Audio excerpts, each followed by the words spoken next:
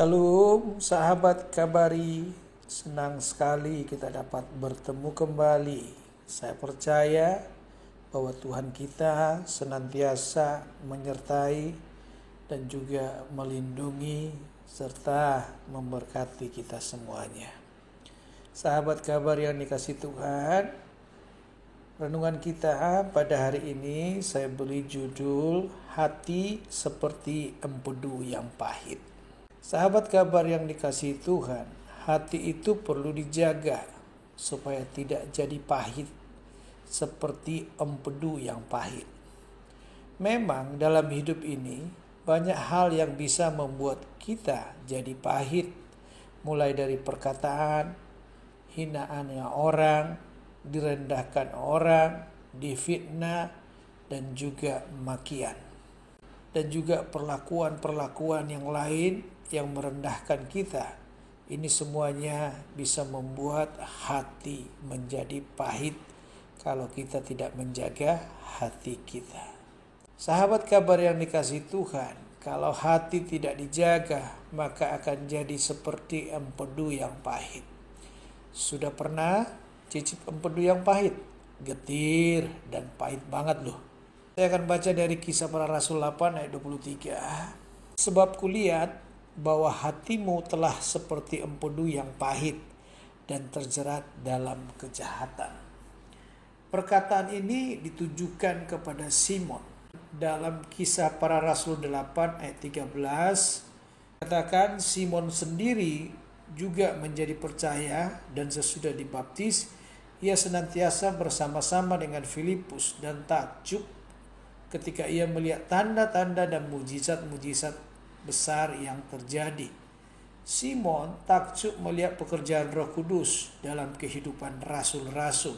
Simon sangat ingin memiliki Roh Kudus dan karya-karyanya yang luar biasa, sehingga ia berkata kepada Petrus dalam Kisah Para Rasul 8 ayat 18 sampai 19. Ketika Simon melihat bahwa pemberian Roh Kudus terjadi oleh karena rasul-rasul itu menumpangkan tangannya, ia menawarkan uang kepada mereka serta berkata, berikanlah juga kepadaku kuasa itu, supaya jika aku menumpangkan tanganku di atas seseorang, ia boleh menerima Roh Kudus. Petrus menjawab dalam Kisah Para Rasul 8 ayat 20 sampai 21, tetapi Petrus berkata kepadanya, binasalah kiranya uangmu itu bersama dengan engkau, karena engkau menyangka bahwa engkau dapat membeli karunia Allah dengan uang. Tidak ada bagian atau hakmu dalam perkara ini, sebab hatimu tidak lurus di hadapan Allah. Sahabat Kabar yang dikasihi Tuhan, Simon tidak bisa menjaga hatinya. Dia menganggap bahwa segala sesuatu bisa dibeli dengan uang atau segala sesuatu diukurnya dengan uang. Kadang-kadang saya berpikir, kok bisa ya orang percaya Yesus seperti Simon ini sudah dibaptis, punya hati sejahat ini. Itu sebenarnya karena hatinya tidak lurus di hadapan Allah. Kalau sudah punya hati yang pahit seperti empedu atau seperti hatinya Simon, apa yang harus kita lakukan? Dikatakan dalam Kisah Para Rasul 8 ayat 22, jadi bertobatlah dari kejahatanmu ini dan berdoalah kepada Tuhan supaya ia mengampuni niat hatimu ini. Dan orang seperti Simon ini harus terbuka hatinya di hadapan Tuhan dan minta didoakan. Dikatakan dalam Kisah Para Rasul 8:24, jawab Simon, hendaklah kamu berdoa untuk aku kepada Tuhan, supaya kepadaku jangan kiranya terjadi segala apa yang telah kamu katakan itu. Jadi dengan kata lain, Simon sadar dan Simon meminta untuk didoakan supaya apa yang dikatakan oleh Petrus tadi tidak terjadi dalam kehidupannya. Sahabat Kabar yang dikasihi Tuhan, jangan ada di antara kita yang hatinya seperti Simon, yang segala sesuatu diukur dengan uang atau bisa dibeli dengan uang. Perlu kita mengingat, Roh Kudus diberikan Tuhan dalam hidup kita karena kita percaya dan terima Tuhan Yesus.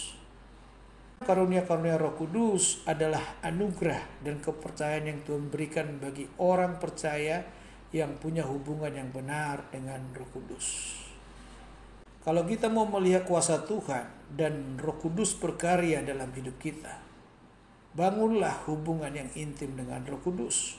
Berserah dan berdoalah senantiasa. Teruslah intim dengan Roh Kudus. Maka saya yakin dan percaya Tuhan dengan segala kemurahannya itu akan memberikan bagi kita karunia-karunia Roh Kudus. Dan Dia juga akan memberkati kita. Dan Dia akan memakai kita. Sebagaimana juga Tuhan Yesus memakai rasul-rasulnya. Dan saya yakin dan percaya Tuhan juga bisa memakai kita dengan segala karunia-karunia yang daripadanya dan talenta-talenta yang diberikannya bagi kita semuanya. Jadi perlu kita menjaga hati kita supaya hati kita tetap benar dan hati kita tetap lurus kepada Tuhan. Karena semuanya ini adalah pekerjaan Tuhan. Ini adalah pelayanan dan ini adalah milik kepunyaan Tuhan. Kita semuanya harus bergantung, bersandar kepada Tuhan. Semuanya anugerah dari Tuhan, pemberian daripada Tuhan. Oleh karena itu, tetaplah bangun hubungan yang intim dengan Tuhan. Berdoa secara pribadi, berdoa dengan keluarga, dan berdoa bersama dengan saudara seiman. Saya yakin dan percaya Tuhan pasti memakai kita semuanya dan memberkati kita. Amin.